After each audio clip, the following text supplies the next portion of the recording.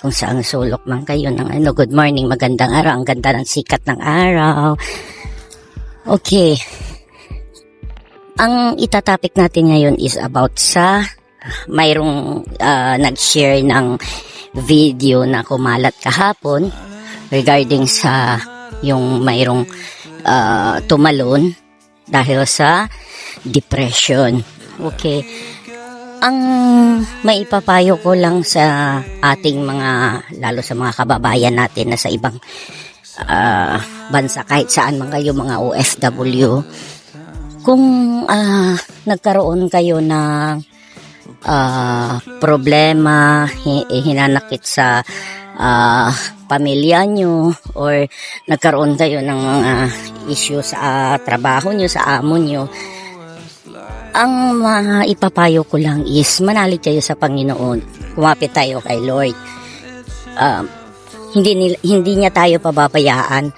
Huwag nating sayangin ang buhay natin dahil lang sa may problema tayo, malungkot tayo, galit tayo, ganon. Kasi hindi yun, kung baga wag nating sayangin yung buhay natin dahil sa isang bagay lang na nagbigay ng sama ng loob sa atin.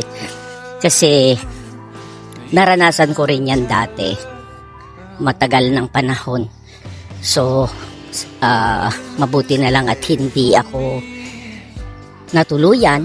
So sana wala na ako ngayon dito. So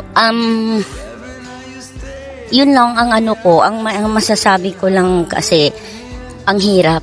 Alam ko, naiintindihan ko yung hirap kasi danas ko rin yan noon. Ang hirap lang na naghahanap ka ng karamay mo pero wala kang makakapitan, wala kang mahuhugutan. Tapos minsan pagka nag-share ka pa sa mga kaibigan mo, pagtatawanan ka pa sa pagtalikod mo, yung ang sakit lang. Ganon.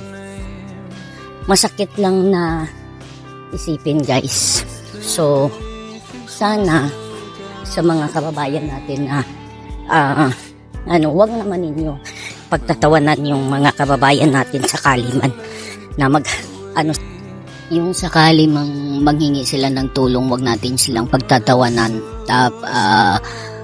In fact, at kakausapin pa natin sila, bigyan natin sila ng encouragement, yung lakas ng loob, kasi ang hirap lang dito sa ibang bansa pagka wala ka talagang malalapitan. So yun lang guys for now. Maraming salamat sa nagsuporta at magsusuporta pa. Sobrang thank you sa mga pagmamahal at pagsupport nyo.